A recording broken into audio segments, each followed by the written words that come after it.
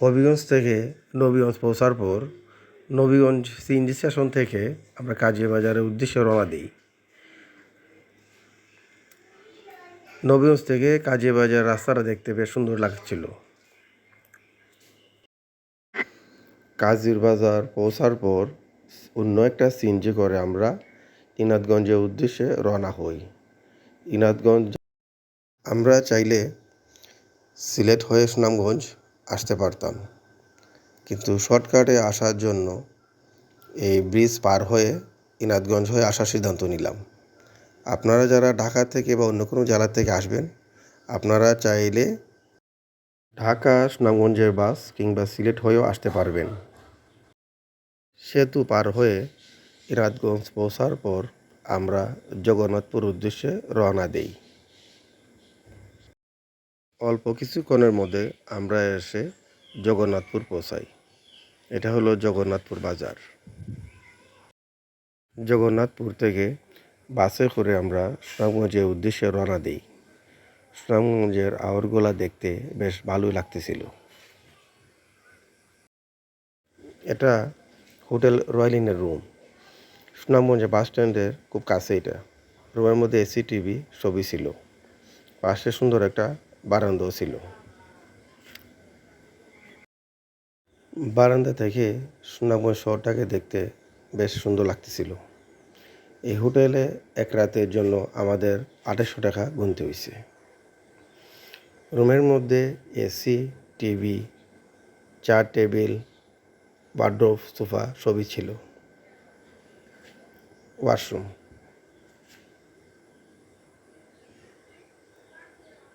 ওয়াশরুমের মধ্যেও toothpaste, toothbrush সবই ছিল।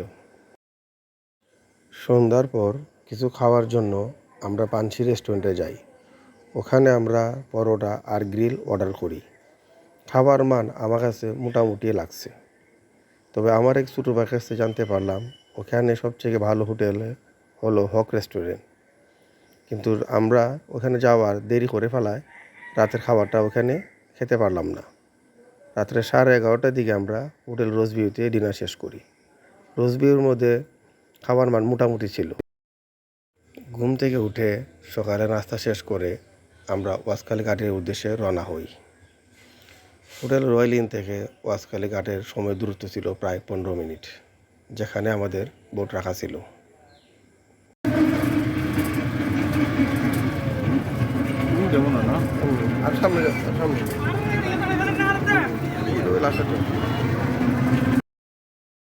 অল্প কিছুক্ষণের মধ্যে আমরা এসে ওয়াজখালী ঘাট আমাদের বোটের কাছে পৌঁছাই। আমাদের বোটের নাম ছিল দ্য হাওর সেল, যেটা আমরা উল্লাস ট্রাভেলস থেকে বুক করেছিলাম। আমাদের বোট এখন যাত্রা শুরু করার জন্য প্রস্তুতি নিচ্ছে।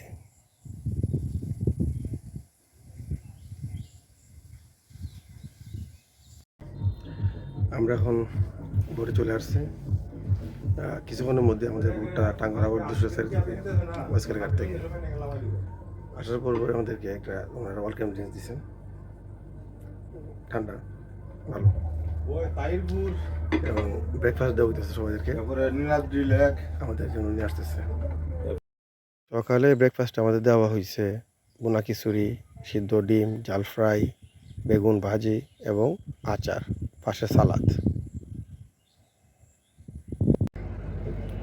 এটা হলো ওয়াজখালী ঘাটের সিনারি, বেশ সুন্দর। আমাদের বোট ঘাট থেকে এখন ছাড়তেছে।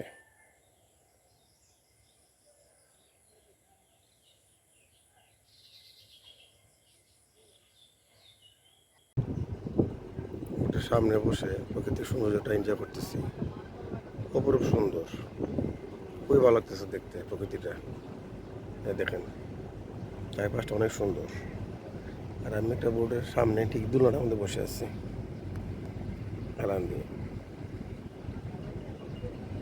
এটা বোধের সাদ বোর্ডটা।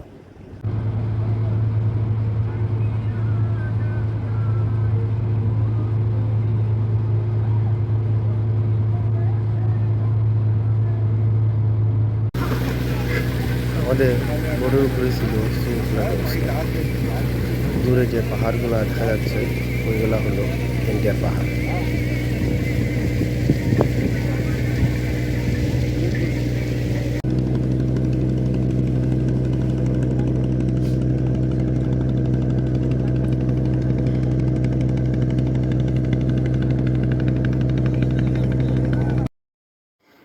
আমরা এখন চলে আসছি টেকের ঘাট।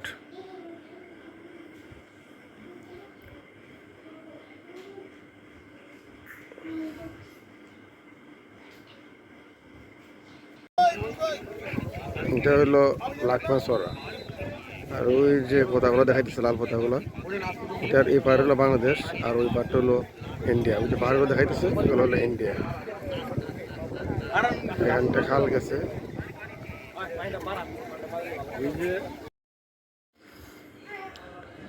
এখানে মানুষ পা ভিজিয়ে শান্তি লাভ করতেছে। চাইলে এখানে মোটরসাইকেল আসা যায়। আমরা আসছি অবশ্য টমটম করে। আর দূর যে পাহাড়ের মধ্যে সেতু দেখা যাচ্ছে, তাই না? আপনারা দেখতে পাচ্ছেন কি না? ওইটা হলো ইন্ডিয়ার রাস্তা। এক পাশে এক পাশে পাহাড়ের ভিতর দিয়ে ওনারা রাস্তা করছে।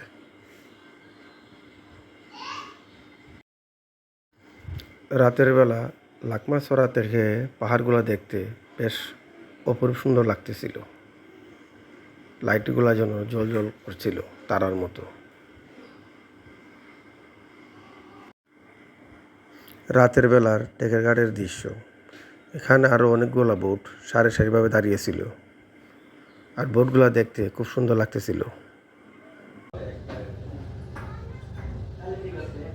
এটা হলো আমাদের বোটের বারিন্দা।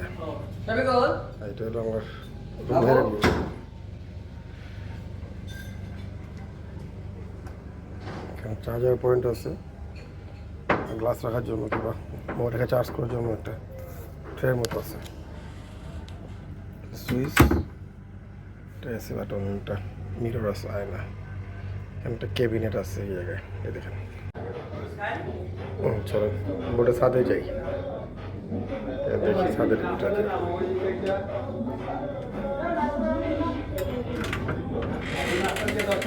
করিডোর।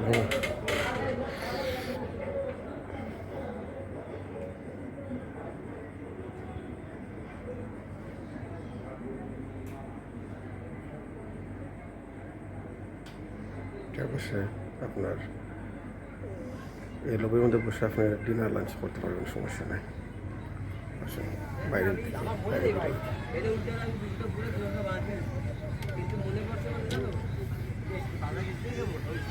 আরও অনেকগুলো বোর্ড আছে।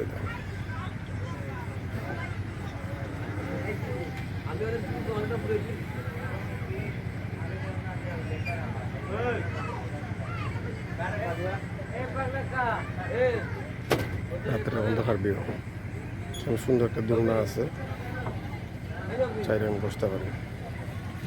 চলেন ছাদে যাই।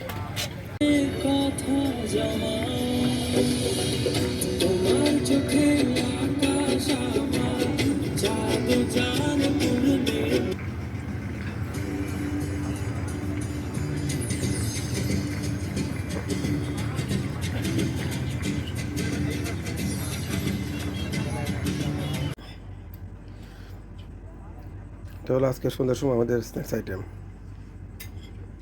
লুডুস। খেয়ে দিই কেমন হয়েছে।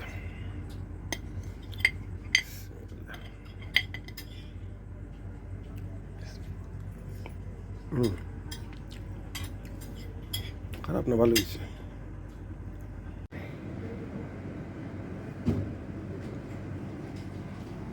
সন্ধ্যার পরে ভাবলাম চা খেয়ে নিই, আর এই জায়গাটার লবিটা আবার একটু ভিডিও করি।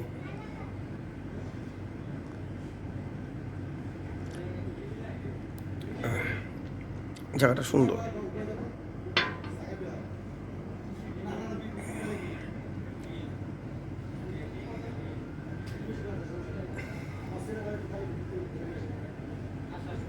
এটা পুরোটা বোর্ডে এয়ার কন্ডিশন, যেন প্রত্যেকটা রুম, লবি সব জায়গায় এয়ার কন্ডিশন চালু আছে এটার মধ্যে। রাত্রেবেলা ডিনার হিসাবে আমাদেরকে fried rice, Chinese vegetable, chicken, মুগ ডাল, সালাদ এবং ডেজার্ট হিসাবে পুডিং দেওয়া হয়। খাবার মান বেশ ভালোই ছিল।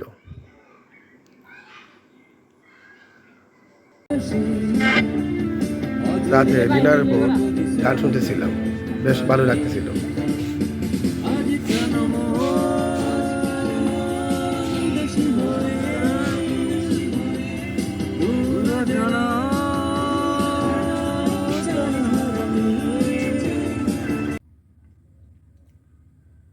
এখন রাত 1:15 আর এখন আমরা আসছি ঘুমানোর জন্য।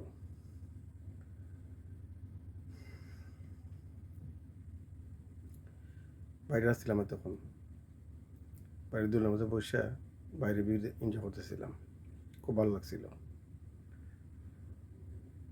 কাল সকালে খুব তাড়াতাড়ি উঠতে হবে, কারণ আমাদের যে স্পটগুলো দেখার কথা কোন স্পটই ভালোভাবে দেখা হয় নাই, শুধুমাত্র একটা স্পট ভালোভাবে দেখা হয়েছে। বোর্ড আসতে আসতে প্রায় 6টা হয়ে গেছিল। কালকে সকালে তাড়াতাড়ি উঠে বাকি স্পটগুলো একটা পর একটা তারা বলতে সবগুলো দেখাবে। দেখা যাক কাল কী হয়। ওকে, আসসালামু আলাইকুম। সকালে ঠিক 6টার মধ্যে ঘুম থেকে উঠে আমরা রওনা হই নীলাদ্রি যাওয়ার উদ্দেশ্যে।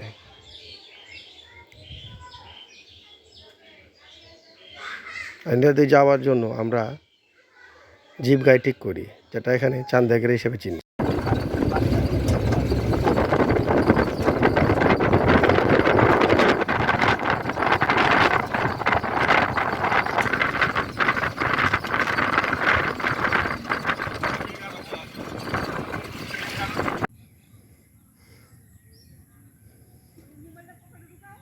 শিমুল বাগান দেখতেই জায়গাটা অনেক সুন্দর, পাশে নদী,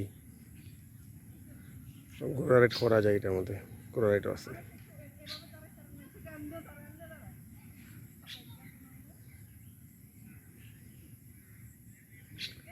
যাওয়ার পথে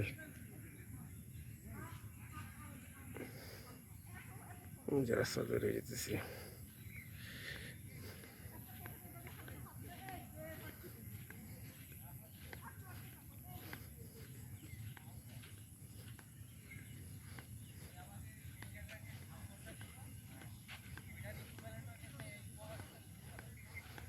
এই জায়গার মধ্যে সেপ্টেম্বর মাসে যদি আপনারা আসেন তাহলে শিমুল বাগানের মধ্যে লাল লাল ফুল ফুটে থাকে। তখন শিমুল বাগান এখন যেমন সবুজ হয়েছে, তখন লাল ফুলের কারণে আলাদা একটা সুন্দর লাগে শিমুল ফুল।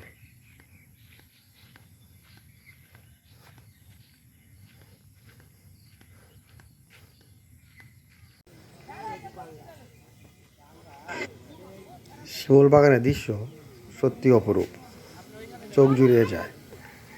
যেদিকেই দেখবেন শুধু সবুজ আর সবুজ, খুবই ভালো লাগে। এখানে আপনি চাইলে ঘোড়া রাইডও নিতে পারবেন। 100 টাকা দিয়েও ঘোড়া রাইড এখানে নেওয়া যায়। আর বেশি সময়ের জন্য নিলে আপনারা দরদাম করে নিতে পারবেন। শিমুল বাগানের ভিতরে একটা কটেজও আছে। এটা বাগানের মালিক পক্ষরা নিজেরা থাকার জন্য বানিয়েছেন।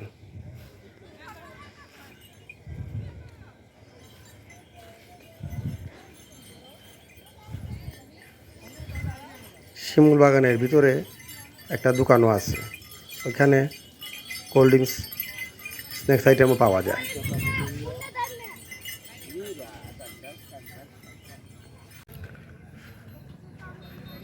শিমুল বাগান ঘোরা শেষ, এখন আমরা আবার আমাদের যে জিপ গাড়ি করে এখানে আসছিলাম ওই গাড়ির দিকে যেতেছি। তারপর আমরা নেক্সট একটা স্পটে যাব। আমি জলদি আসো। আল্লাহ আমার মোবাইলে চাচ্ছে। সামনে আবার ছোট একটা নদী আছে, এটা পার হয়ে তারপরে আমাদের জিপে উঠতে হবে। ওই একটা রাখতে রাখছি, সেটা কইতেছে এটা ওই যে বন্দুক লাগা আছে।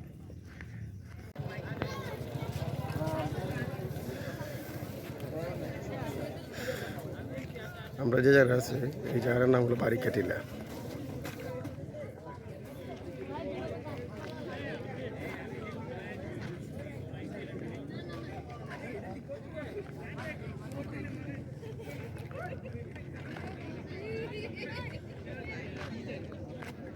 এই যে দেখেন আমার পিছনে ভিতরে পাহাড়গুলো দেখেন।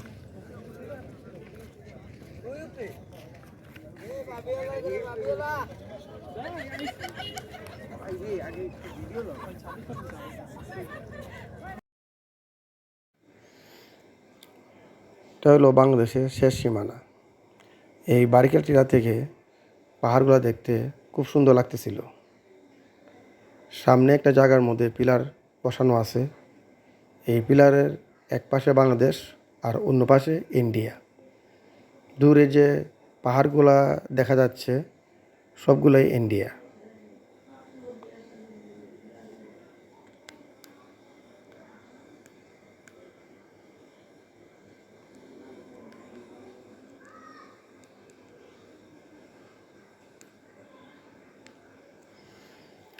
এখানেও আপনারা চাইলে হর্স রাইডিং নিতে পারবেন।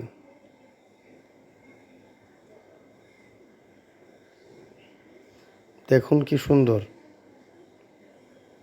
বারিকা টিলার উপর থেকে পাহাড় আর নদীর দৃশ্য।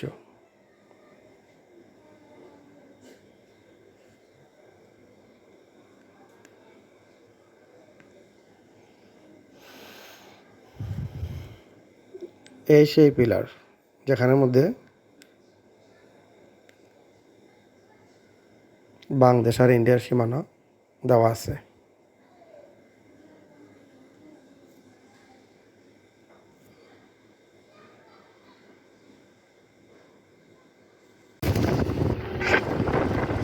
বারিকা টিলা থেকে এখন আমরা চাঁদের গাড়ি করে নিরাদি যাচ্ছি।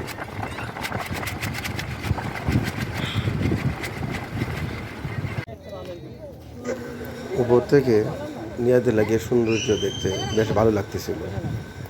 এই চারপাশটা ঘুরে ঘুরে দেখতেছিলাম। ভিডিওটা কিছুটা গুলো হয়ে যাওয়ার জন্য আন্তরিকভাবে দুঃখিত। এই নীল আর দি লেকের সৌন্দর্য আসলে অপরূপ, দেখলেই চোখ জুড়িয়ে যায়। এখানে আপনারা চাইলে কায়াক করতে পারবেন। অনেকে তো আবার বোট নিয়ে ঘোরাঘুরি করতেছে। নীলাদি থেকে আসার পর বোটে আমাদেরকে সকালে ব্রেকফাস্ট দিচ্ছে, পোলাও ভাত, রোস্ট, ডিম, আচার আর সালাদ। সকাল নাস্তাটা বেশ ভালোই ছিল। এখন আমরা টাঙ্গর হাওর থেকে রওনা দিচ্ছি এবং ওয়াচ টাওয়ারের দিকে যেতেছি। এখানে গতকালকে আমরা আসার সময় নেমে গুছোতে পারিনি সময় স্বল্পতার কারণে। আজকে আমরা ওইখানে নামবো, গুছো করবো সবাই। তারপর গুছো শেষ করে বোটে উঠে আবার আমরা নিয়ামতপুর ঘাটে উদ্দেশ্যে রওনা দেব। আমরা আসার সময় ওয়াজ খালি ঘাট থেকে রওনা দিয়েছিলাম, আর এখন যাওয়ার সময় আমরা নিয়ামতপুর ঘাটে গিয়ে নামবো।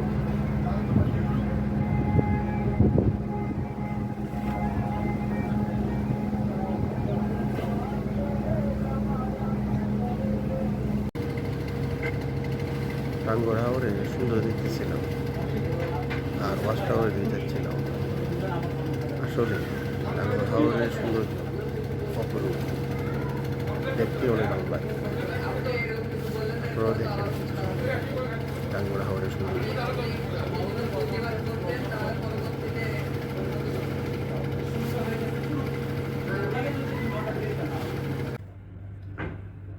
আমরা এখন চলে আসছি ওয়াচ টাওয়ারে। এখন আমরা ওইখানে গোসলের উদ্দেশ্যে রওনা দিচ্ছি।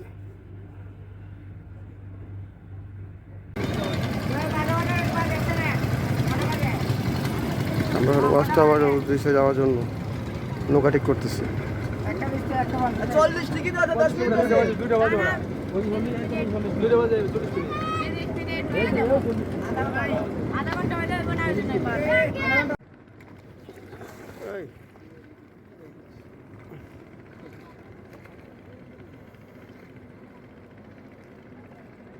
সাবধান নামতে নৌকাতে, আমরা নৌকার না উঠাই পড়ি, বুঝছিস না? বললে কিন্তু আমরা দুজন নৌকা যে সারা হয়ে যাবে, বুঝছিস না? সাবধান রাখছি।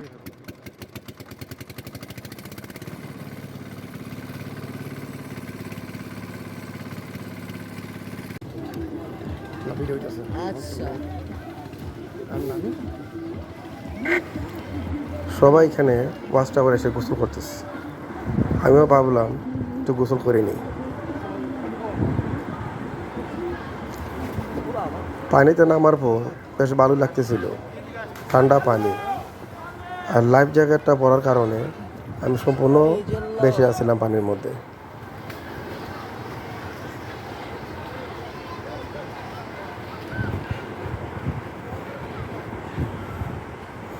আরও মানুষ এখানে গোসল করতেছে।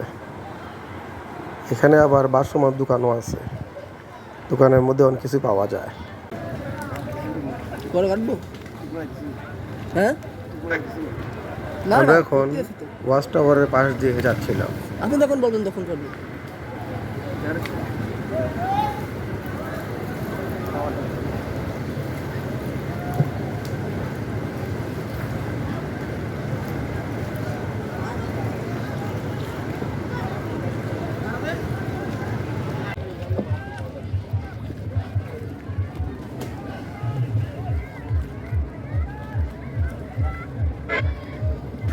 আমরা ওয়াচ টাওয়ার থেকে গোসল শেষ করে বোটে ফিরে যাচ্ছিলাম। ওয়াচ টাওয়ারের চারপাশের সৌন্দর্য অনেক বেশি ভালো লাগতেছিল। এখানে আমাদের মতো আরও অনেক বোটে যাত্রী গোসল করতেছে এবং যে যার মতো করে ভিডিও বানাচ্ছে। আমি চারপাশটা ঘুরে ঘুরে দেখতেছিলাম, খুব ভালো লাগতেছিল। টাঙ্গুয়ার হাওরের ভিডিওটা আমি এখানেই শেষ করতেছি। উল্লাস ট্রাভেলসের মাধ্যমে এই বোটটা আমি ভাড়া নিয়েছিলাম। স্ক্রিনের মধ্যে আমি উল্লাস ট্রাভেলসের নাম্বার দিয়ে দিচ্ছি, আপনারা চাইলে যোগাযোগ করতে পারবেন।